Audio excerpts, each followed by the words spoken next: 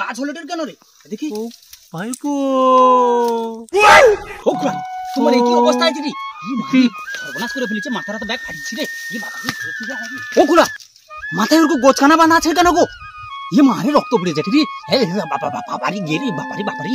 ও খুড়া, এই কি অবস্থা গো?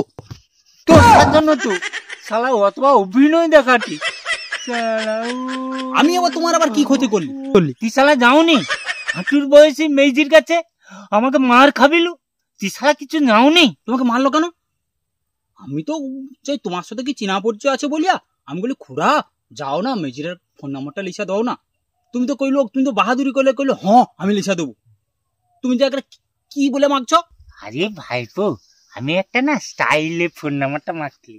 যাও। ও খুড়া, তারপরে কি কইলো? সরি, ফোন নাম্বারটা দিলনি। ওটা আমার তো ফোন নাম্বার নেই। হ্যাঁ আছে আমার নম্বর, এই জুতা নম্বর।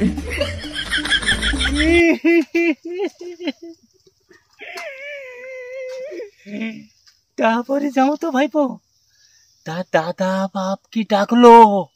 হ্যাঁ ও সে কি মার মার, আমি পুড়িয়ে এরকম। তারপরে ডাক্তার কাছে নিয়ে যাও ভাইপো, ডাক্তারে তো ফেলি রেখে দিয়ে পালিয়েছে। ডাক্তার তো ব্যান্ডেজ ট্যান্ডেজ করে দিল।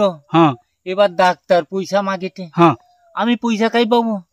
ভাইপো ডাক্তার সে কি মার বাবা, ও এখানে কি মার। আচ্ছা ভাইপো, হ্যাঁ একটা লোক কত মার খাবে কত ভাইপো? ও কোন রকম ভাইপো হ্যাঁ মুড়ি গেলে আর কি আমি পেলাসি। যাও তো। কান্দনি আইসো শালা আমাকে তো মার খাবি দে।